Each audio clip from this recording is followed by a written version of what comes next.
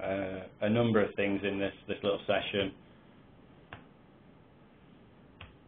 So we're experiencing a few problems here.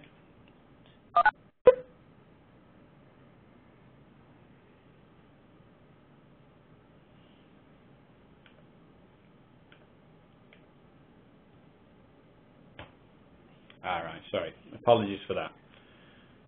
What I plan to do in the next sort of 10-15 minutes is just cover off basically what the data transfer service does, what it supports, in a simple model how it works, a little bit around the contractual framework and some of the service measurements that we have, and some of the things that we would want you to consider should you be going down a deployment route of using DTS. At the end of that, though, we've got an open Q&A session, so I'd ask if you could please just to hold on to that point and raise your questions at the end. So what does it actually do? Well, in simple terms, the data transfer service, or the Spine data transfer service, because it's part of Spine now, provides a simple and secure means for applications to exchange files. In terms of what it transfers, DTS is agnostic. It doesn't care in the true sense whether it's a Word file, a picture file, or a structured message agreeing to some sort of standard. But we can go into a little bit of that detail later. It was originally implemented as an interim solution in around 2003, but it's wildly expanded beyond that initial use. So we have approximately 10,000 organizations now using the service, generating around 10 million messages per month, and around about 115 million messages have been passed across the service in the last 12 months. And if we just had to make a statement, I suppose, about some of the things that wouldn't happen if DTS wasn't in place, that sort of list, which is actually an extract from the FBC that was last put in, shows some of the things that would actually cease if DTS wasn't in operation. So what does it support in a little more detail? Well, the vast majority of things that DTS supports are pathology messages between laboratories and GP systems. They aren't the sole things, and certainly when DTS was put in place initially, it was probably around 70% of the messages were pathology related. That's actually reducing now, so it's more like 60% and maybe even slightly lower than that now as new messages have come on board.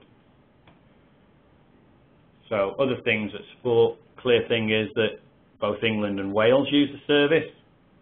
And just to give you some idea of the sorts of things that are going across the service, there's a list there. So we still do some small amounts of SUS translation services. The MOD are on board with it, predominantly, effectively GP practice solutions. And QMAS and its replacement, GPES and CQRS, will actually use DTS to some degree. And the last one at the bottom there, we've got some GP to GP management information now that's started to flow across the service. Clearly not the patient-related records piece, but just the management information started in the last few months. And the service is growing at about 10% per annum, although we're probably going to have a little peak given new services that are coming on in the very near future. So this is a very simple model about how the service actually works. You have to have an N3 connection to be able to use the service. And within that N3 cloud, we have a central service, a central server, which is provided under contract with BT currently. It's a store and retrieve service, so stuff's posted to it and collected from it. So in the scenario we have here, we'll use a pathology scenario, or it would equally apply to things like discharge and referral information. So we would commonly have a trust system and a GP practice system, and the supplier would provide, we don't provide this ourselves, the supplier would provide to the customer an application at the trust end with an integrated DTS client. So that would be the responsibility of the supplier. We would obviously see a similar solution at the GP practice end. So when the trust or laboratory has got a message which is ready, it connects to the service securely, and it posts a message on that central service. When the GP practice DTS client wants to collect, it pulls a service via a same link and pulls that down, and then it can be opened within the application. If messages aren't collected within a good time, and actually the level we have set is 5 days, messages will be deleted off that central server and a non-collected report returned to the message originator. And then some investigation should be undertaken by that originator to find out why that message wasn't collected. So in terms of the framework, the actual contractual piece, clearly DTS is not a free service. It is funded centrally and was part of business cases which have been put into Cabinet Office via CFH. There are a number of service charges, and they're made up of sort of 3 elements really. There's a license fee which we pay, there's a charge per mailbox, all that's in banded areas. So once we go above a certain level, we would incur additional cost, and we actually have a fairly transparent charge per transfer, and that's based on what we refer to as a message unit. And the message unit is 1 message unit equals 5 kilobytes of message payload, not the control file. DTS actually, each transfer is made up of 2 files, a control file which contains header information, which is addressing and something key about the actual interchange itself, so something like a message identifier or representation, and the payload is actually all that we get a physical charge for. So every 5K chunk of an interchange we get charged as 1 message unit, and the current rate in terms of a ballpark is half of 1 penny per 5K chunk.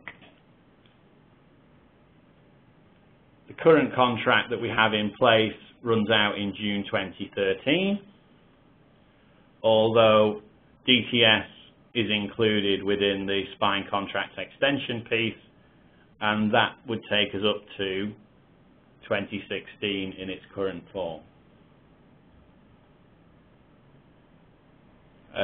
The FBC that was placed in for that extension does include some expansion of the service, but it doesn't necessarily include every use that somebody will want to put the service to. And things like new workflows which were not funded within that new business case for DTS are things like GPS, clinical communications, and NHS 111. And we may well have some questions that come out on the back of that, I suppose, at the end of this session. Clearly, the thing I want to point out here is that as DTS isn't a free service and it's paid for centrally, we may not have business case coverage and funding for all of the things which people may want to use the service for. We do take those examples on a case-by-case basis, but clearly the view from the Cabinet Office is, when we had our case approved, was that any new flows would need to include DTS costs within their own business cases and be funded accordingly. May also be an issue that we want to come back to. So in terms of that contractual base, it covers England and Wales. We do have a number of sites in the Isle of Man as well which are covered by DTS, but it doesn't cover Scotland. The contractual levels, and I want to stress that these are contractuals, the level that we have contracted is around the 750 interchanges per day and up to a maximum of 50,000 interchanges per hour. Those are purely contractual levels. Individual messages are up to 50 meg and individual mail size up to 100 meg. Now these are average figures because they're placed in the contract. It doesn't mean that an interchange bigger than 50 meg wouldn't be passed across the service, or if a mailbox got bigger than 100 meg that it would refuse entry.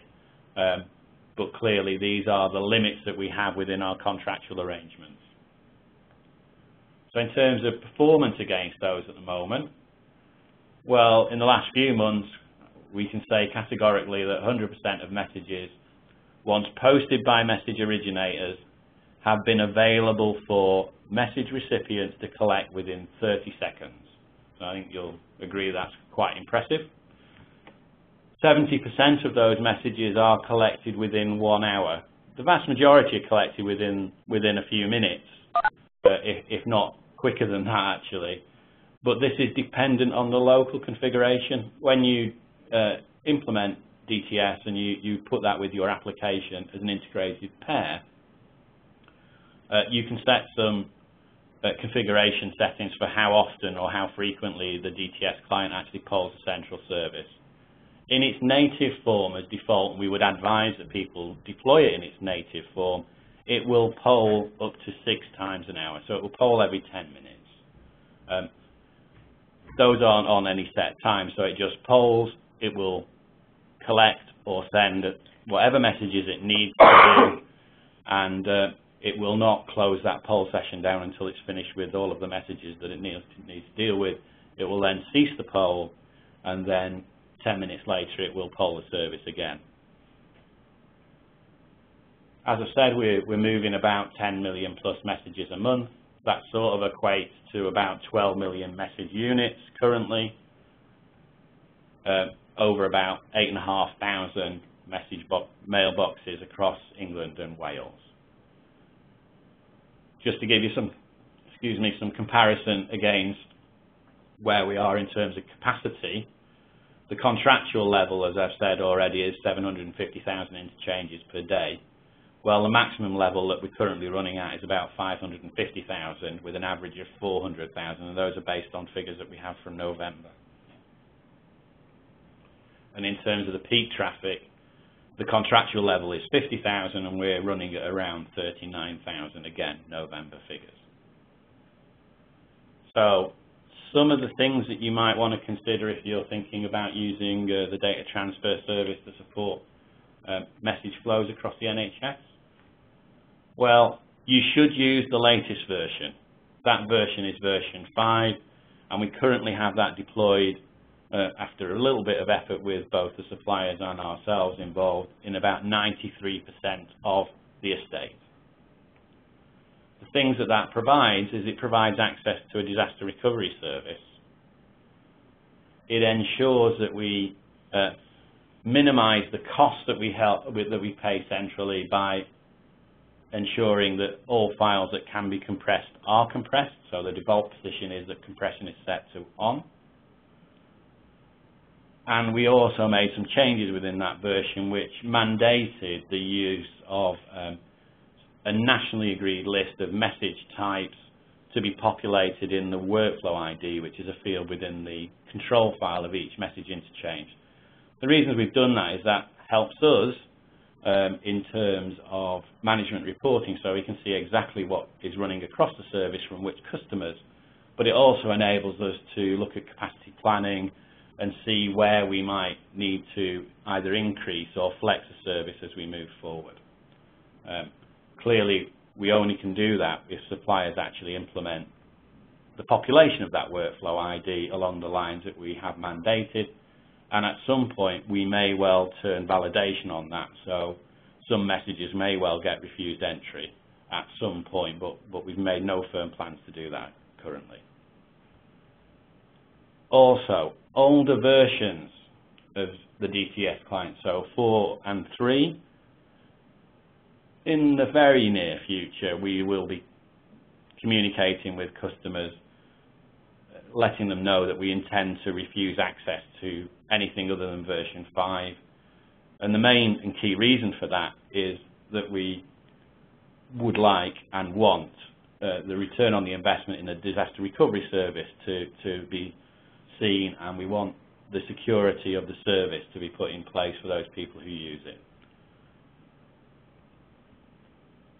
We'd like, if you're looking at deployments, for message standards to be adopted where possible.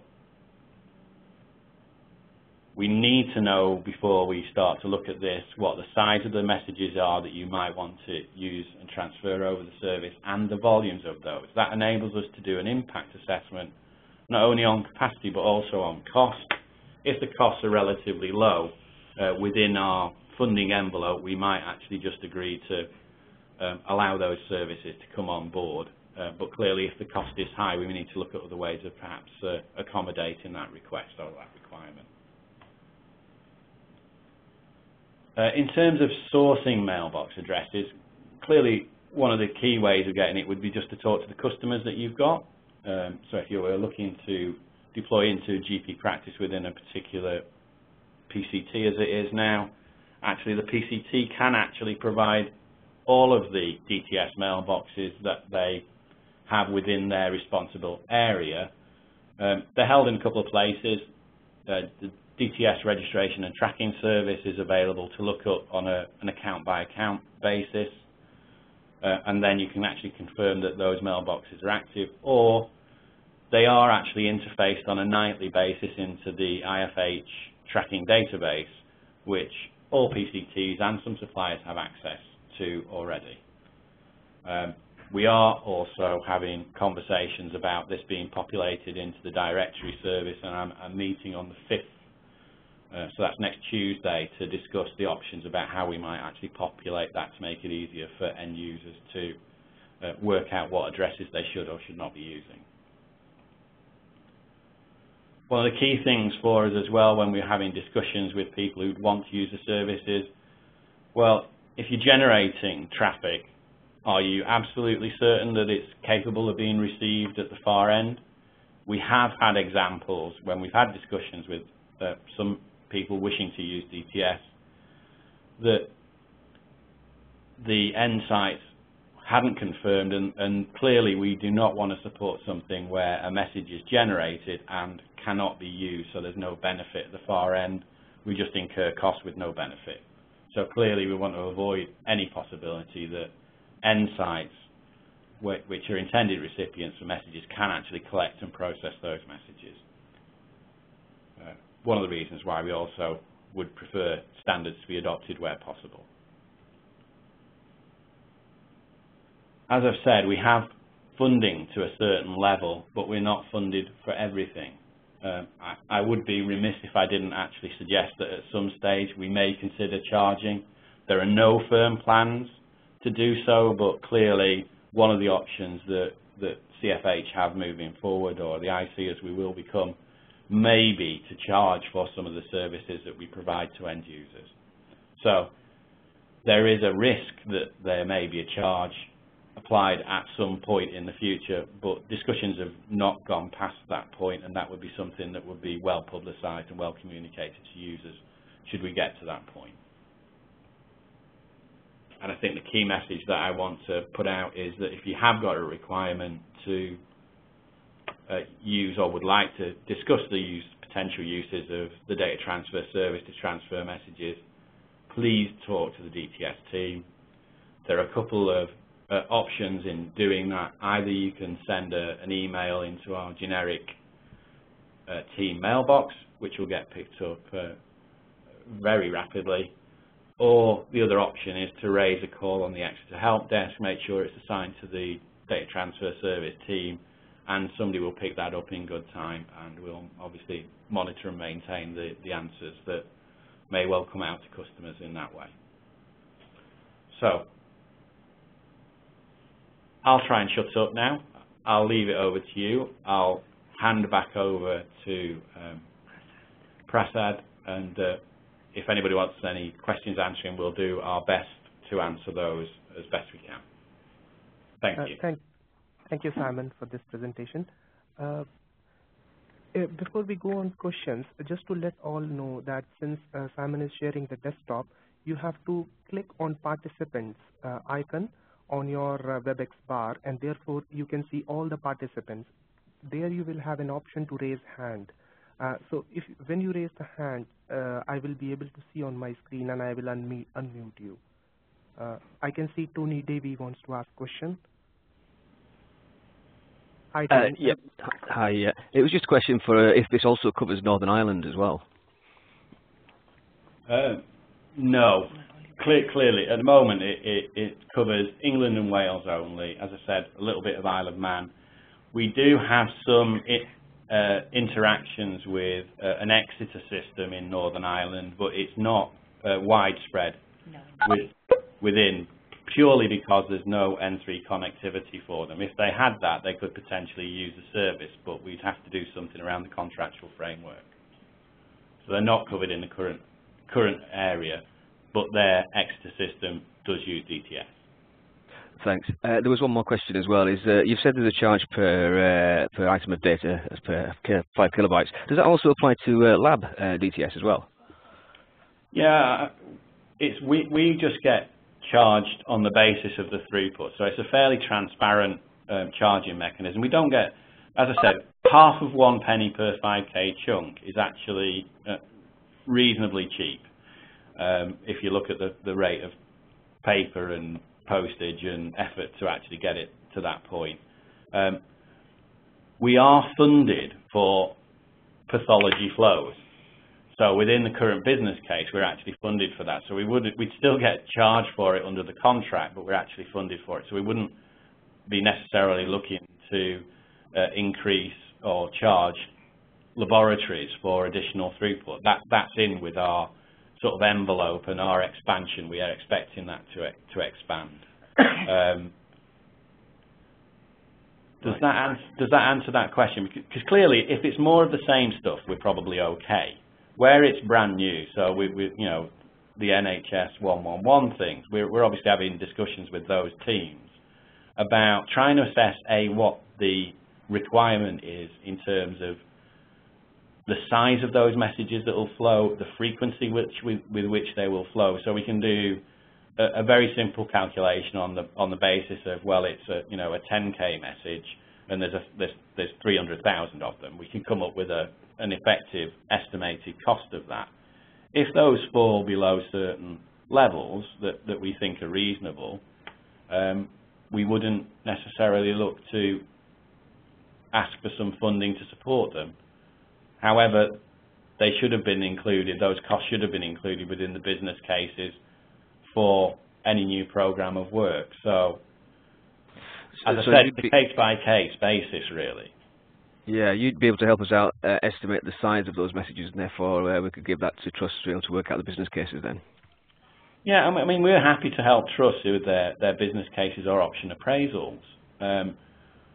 We could probably help, if it's an existing message, in helping identify what the estimated message size might be. If it's a brand new one, we've got no idea, and we're reliant on whoever's managing that program of work to tell us what they believe their message sizes will be, because we have nothing to base it on. So I suppose we're in a position of that with something like GPES, where we're not clear exactly what it is they intend to transfer across the service, and it's up to them to, during perhaps part of their testing, to see when they define the messages what size they are, and then we can do some capacity planning and cost exercises on the basis of that. So if it's existing, we could possibly help understanding what the message sizes are. If it's a new one, well, it would be down to the people that are managing that particular program of work. Right. Okay. I guess there's another question as well, which is to do with compliance. We know that CFH compliance processes can take up to several months, up to 9 months generally, for the CAP process. So have you got similar compliance issues to be able to bring our applications up to it? It's a good question, Tony, and I probably should have put that on the slide set. There was some work done a little while ago which looked at all of the transfer mechanisms which CFH were able to provide out, and looked at the attributes of those. And that work actually pointed at a number of things. So DTS doesn't have any large compliance requirement. We publish a interface specification. So anybody that is developing messages that they wish to go over DTS, they must comply with that interface spec. The service can also be deployed as a web service under Windows, so it just runs in the background.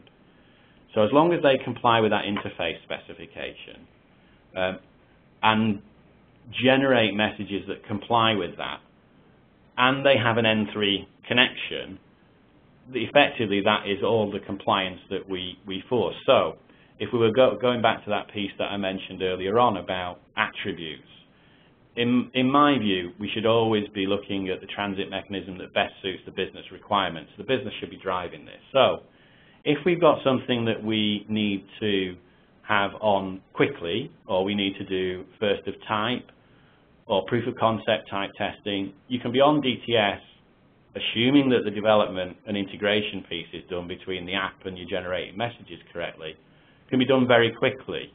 And just to give you a very simple example, the way that you would request a new DTS mailbox is via an online registration form. on our website. Those are commonly dealt with within an hour. If you then configure your DTS client with those credentials once we provide them back, you can be back on the service within that hour, within that time frame. And actually, if we did it straight away, you can be on within a matter of minutes. It's not a big lead time. It's not on the critical path of development in terms of us providing access to the service. Clearly, we would have some questions about the intention, what it is that's passing over there. When we can help with a low level of testing, we're not really geared up because we're only a small team to handhold everybody, but we can help where possible.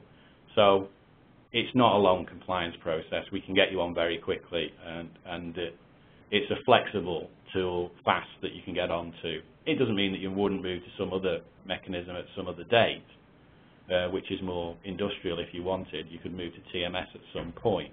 But clearly, if you want something that's flexible, that's fast, that you can get on, that you can prove concept, that isn't real time but is pretty close to it depending on your configuration.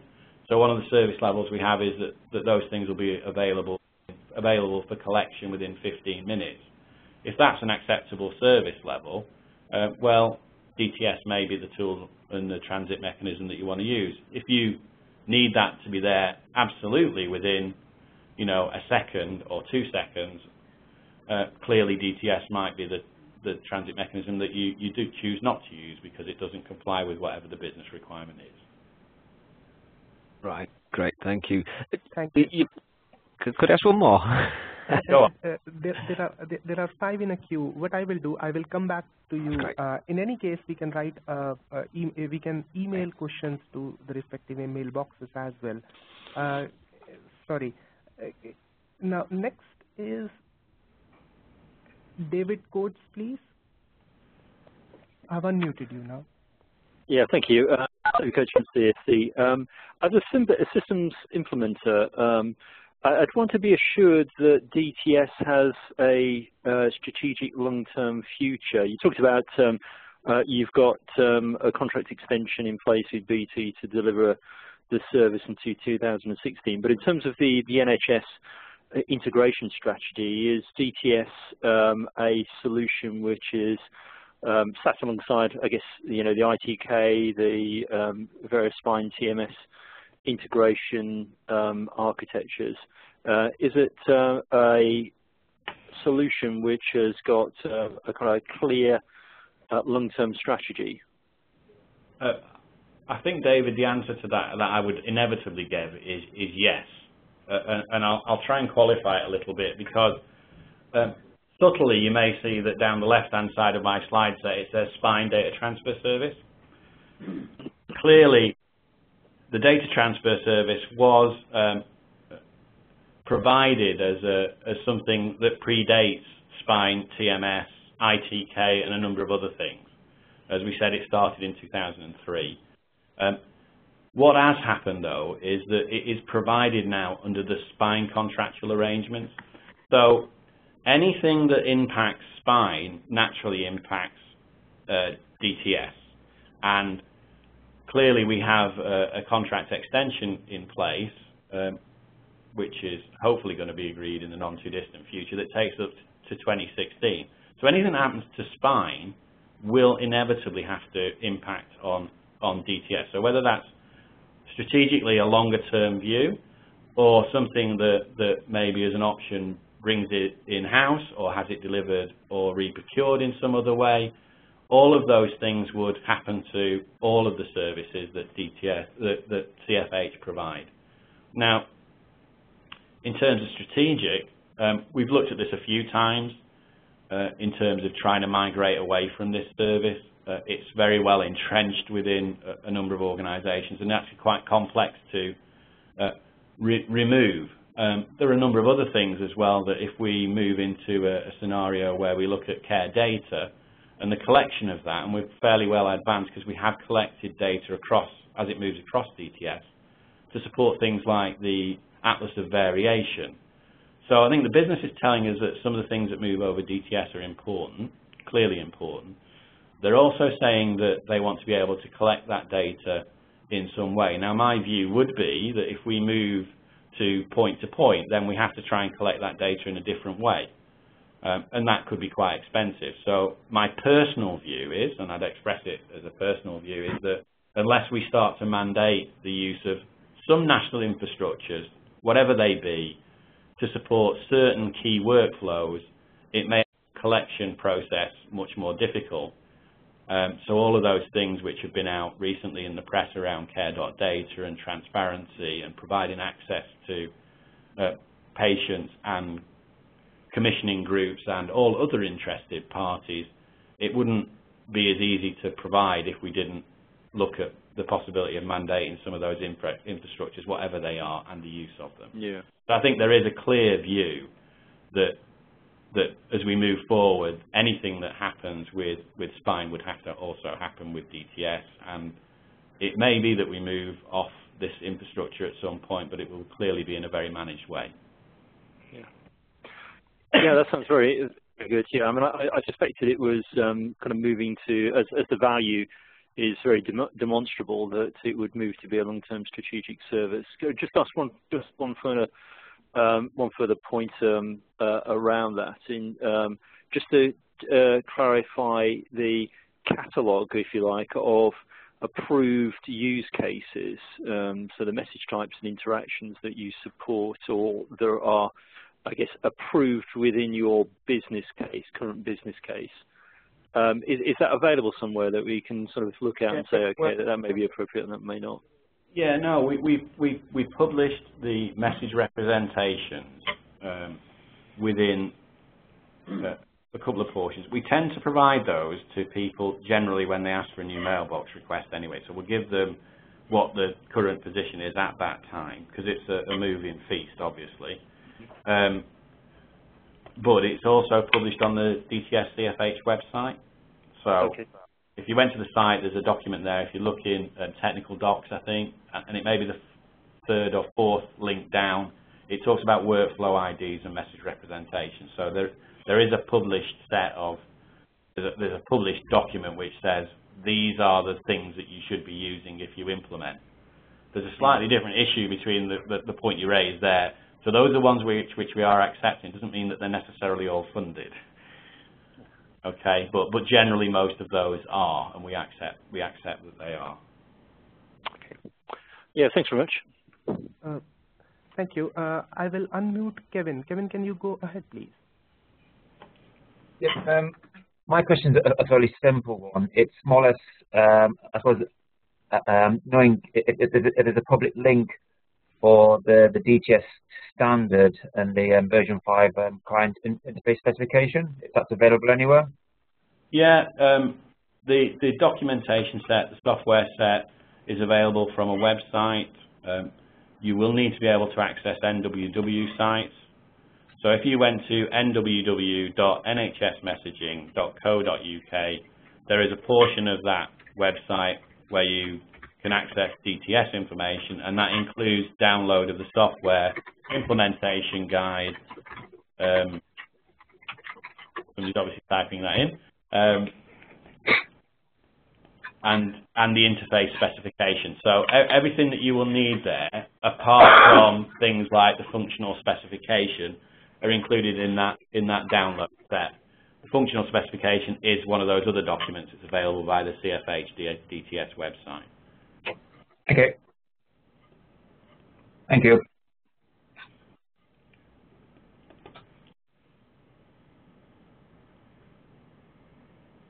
Are there any other questions?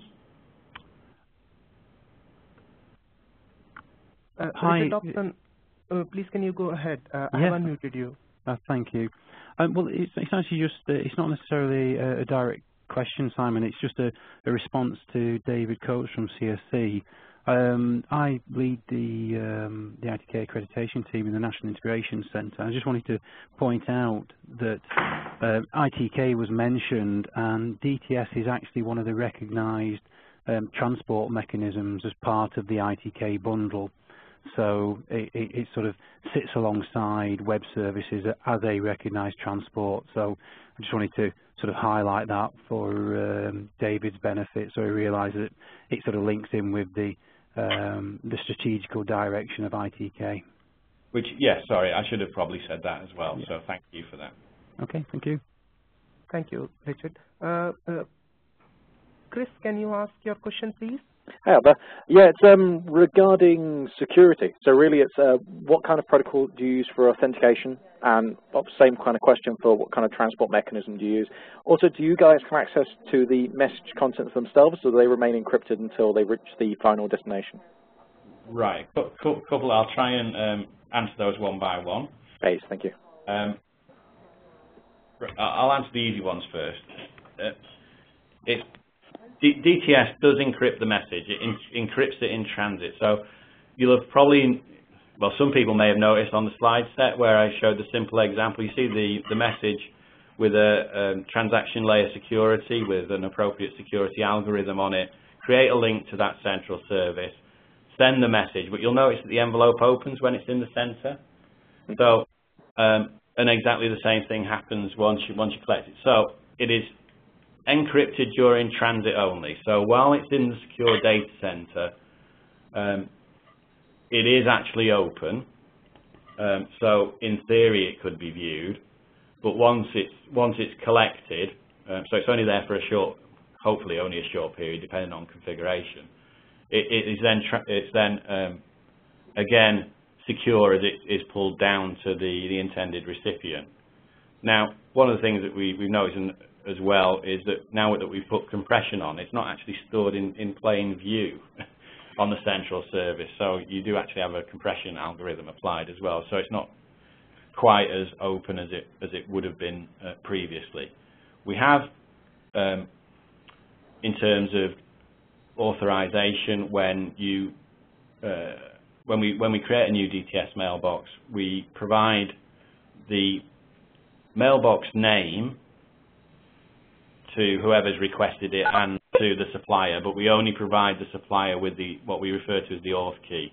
Effectively, it's a password, but because this is system to system, and you only, in theory, need to do this once because there's no password reset on it or timeout, this is clearly just an authentication key. So it's a once-only thing. It doesn't mean that it can't be changed. You can actually change it because we tag those addresses or associate those addresses with suppliers. So if you had access through our registration and tracking system and responsibility for mailboxes, you could change that auth key as often as you like, and you were able to do that without our knowledge. So, sorry, I might have missed that there. So when it's encrypted in transit, what's that using? It's using SSL with an appropriate algorithm. Okay. Are there any more technical documents on this kind of thing, or that I can look up on the site? Yeah, if you look on the website, there's the functional spec, and there's also, I think there may be some other technical documents. There's certainly the functional specs on the DTS website, and I think within the download set that you can pick up off the NWW NHS messaging site, there's also some detail there within the interface specification that clarifies some of the questions as well that you've asked, but there's also deployment documentation and installation guide. Excellent. Thank you very much. Thank you. Now we have Abad. Abad, can you ask your question, please? Hi, Simon. Thanks very much for this presentation. Really, really helpful. I was just wondering that, the messaging website that you mentioned, obviously you mentioned using DTS5. Would there be older versions of DTS? That's one. And the other question is, would you be making the presentation that you did available somewhere so we can keep it handy? The easy one is yes, you can have the presentation without a problem. So I'm getting a bit of feedback. Only version 5. We would only want people to implement version 5 now. Commonly what we've done. Only one that's on the website. Is it? Yeah. Sorry, I've got Saga Moore with me, who's the DTS service manager. She's just confirming that on the website we only have version 5 available now, and the reasons are that we want everybody to be on that because of the DR. and we have improved some of the security aspects on, and we've actually got a new release which is going on today, which actually deals with a couple of issues that have been noticed by sites which use high volume of messages. So I think the answer is always use the latest. We wouldn't recommend using old versions, and we are working actively. Because the way DTS is deployed commonly via supplier solutions, there are a few both sites which have written something themselves, and they take responsibility for the mailbox. But because it's deployed in that way, we work very closely with the likes of EMIS, Go, SunQuest, to make sure that they're up to speed with any changes, but also we've been actively working with them to get everybody up to late version. Sure. The reason I asked that question was because I'm thinking from an integration engine perspective. If we were to migrate an existing DTS interface which was locked into a specific application over to an integration engine, then I'm thinking, would there be a need for the messages to be reorchestrated as it were? We'll use DTS5 because that would mean sort of development work as opposed to just re-engineering what is there. Well, commonly, I'll try and answer that, because commonly what you'll see is when we release a new version of the client, effectively the change from 4 to 5 was actually a little bit more fundamental than usual. Commonly, when we've moved from 3 to 4, there have been some fundamental changes, but they've all been resolved around a new executable being provided. So effectively, and the changes here go to version 5.4. Actually, all the requirement is to change the actual configuration slightly and change the executable as well. But if you only made those 2 changes, you would then be a version 5 compliant solution. The actual structure of messages has really not changed, other than the way we've wanted to use a couple of those fields that we already have available to us. So the workflow ID and the message implementation is a clear one that we wanted to introduce under version 5. Does that answer? That's very helpful and a great presentation. Thank you very much. Thank you, Abad. Hi, Simon, I'm asking question on behalf of Matt Stibbs. He has written in chat. The question goes as, do workflow IDs relate to specific message formats, or if not, how do you go about establishing what type of messages payload you can send for certain workflow IDs? Yeah, they do. They do relate to the particular type of message. So I'll give you an example and the syntax that we've used in terms of naming them. In general, we do have some which have moved away from this slightly, but we're trying to bring those back in line at some point. The convention is we will use the domain, then the message type, and then perhaps a version number. So one example would be if I looked at pathology messages, for example, we have a representation for those which is path_medrep v3. So effectively a pathology, a med report, and version 3. So we've got version 3, version 2. We do also probably have an ASTM one, just in case people are still sending that stuff. And for out of hours, we have something similar for GPES, for all of the flows on Exodus. So it's specific to a message. We will, if we haven't already defined one, define one for those NHS 111 type messages. And so, yeah, it's specific to the message. So if you've got some new flow, we would expect somebody to contact us, have a discussion, and then we'll either agree or not to create a new one, and we'll do that fairly rapidly. Again, we don't want to hold anybody up on development path. Clearly what we don't want is people to either not populate it or put unknown in or put it into a general dump. We'd much rather make sure that we can have that discussion early and actually populate it with something which is sensible and relevant. Hi, it's Matt Sims here. Thanks for that. With regard to establishing what message format should be used for an existing workflow ID, is the best thing just to ask you guys, and yeah, so I'm actually thinking about the actual payload, message spec. trying to establish what is actually okay to send under a workflow ID to another system or to another mailbox. Well, you'll get a good indication from the workflow ID document that's on the website. Yeah. If it's something outside of that, then you may need to have a conversation with us, and then we'll understand what the requirement is. Clearly, one of the questions that we put on the new DTS request form is there a business case for this? We don't often have many people say yes initially. Clearly, we would prefer that to be different.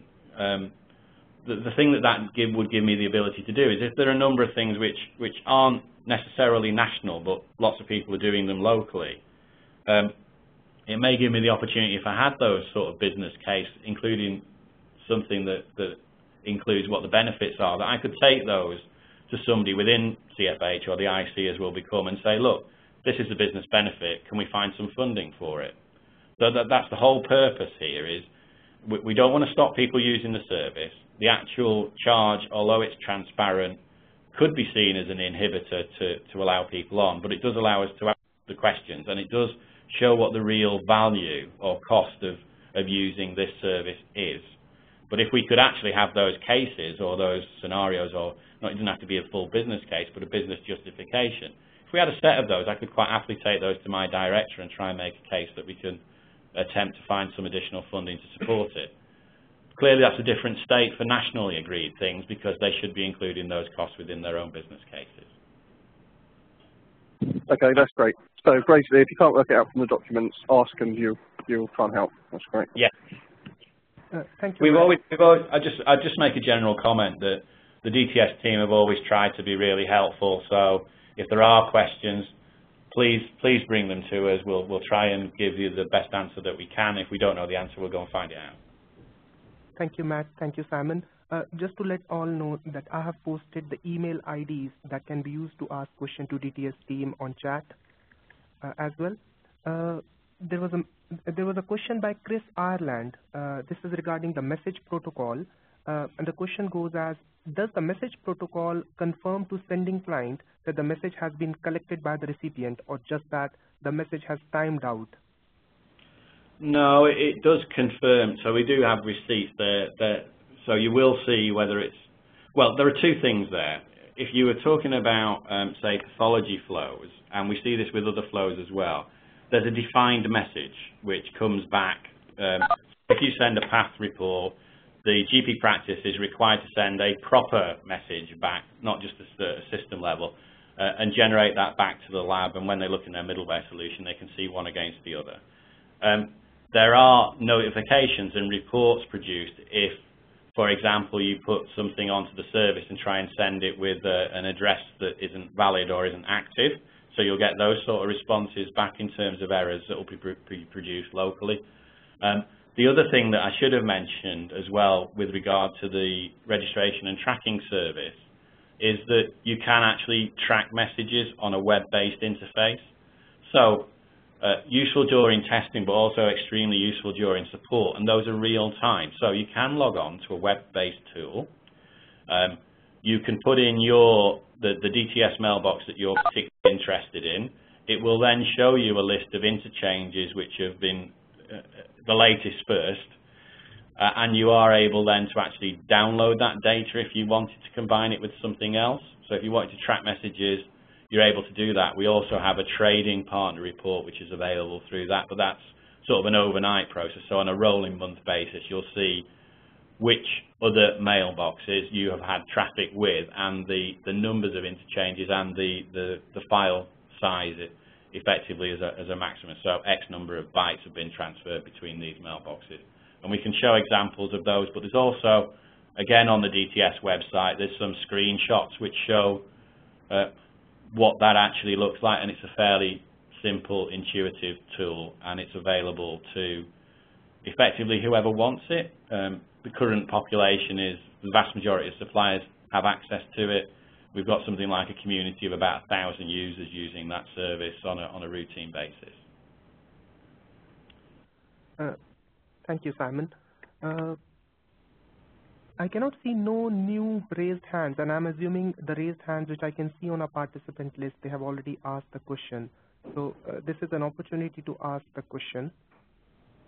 Does Tony want to come back with his other question, or has it been answered by one of the other responses? Been answered. Yes, it has been answered. I've got a message in the chat that he's happy. There is one question from Manish Patel. He's saying he's asking if there are any capacity limits in throughput of messages. As you can see, we've got the contract levels at 750,000, and we're around the 500,000 interchanges per day.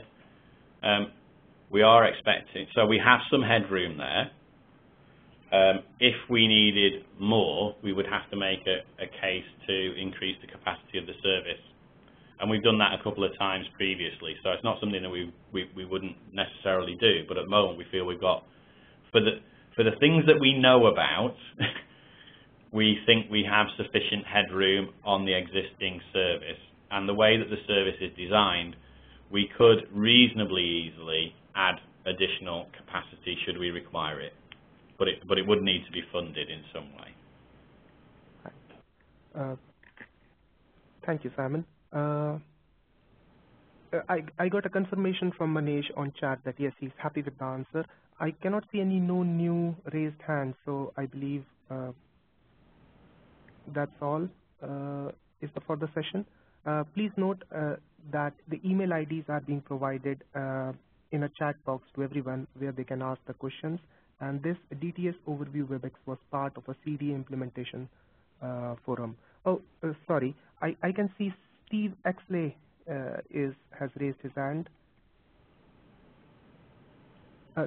Go ahead, Steve, please. Thanks. I just wanted to check my understanding of the DTS client.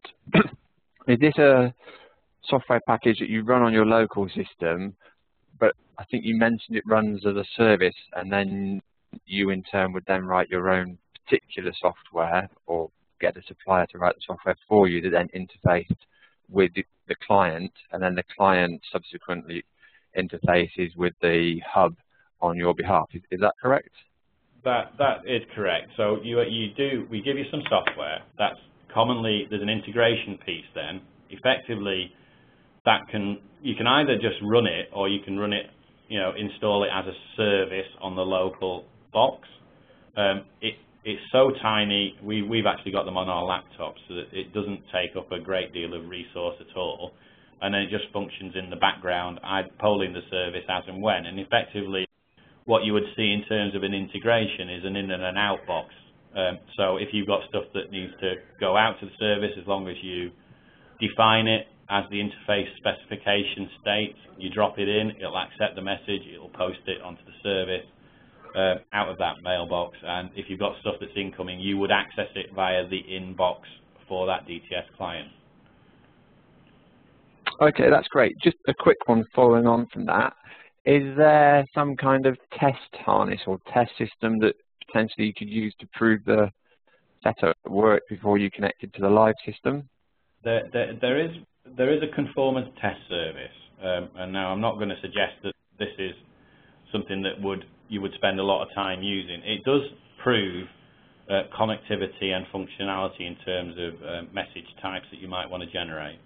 We do not have a fully fledged end-to-end test mechanism. So the way that the process that we adopt with anybody that's trying to do testing is one we don't want to do high volume testing. We don't want to see that across the service, because the only place to test is on live. So we can assist with that. We can provide test mailboxes to suppliers. We can also help with the generation of messages in some case to prove that the functionality works and you've got connectivity at your end. So yeah, only testing on live. There is a conformance test service that's documented again on the website, but it's not one of those things that I think would give you the full proof that you've got something which is functionally working correctly. That's great, thanks. Thank you. One thing, is there anything else? Because one of the things I could do, if people would like to see it, is I could show you the message tracking service very quickly, just to show you the type of information which is readily available should people need it for support or testing processes. I don't know whether that's something people might be interested in.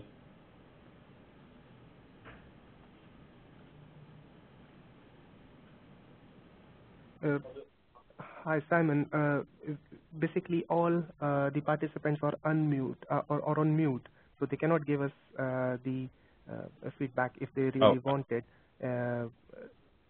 It is available on the website, but if people want to come back to us, we can actually do a demo which shows them exactly what it looks like, and it is fairly straightforward and simple.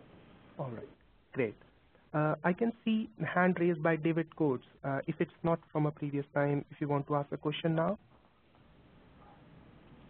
That's all right. It's from the previous time. Right. Okay. Thanks, Dave.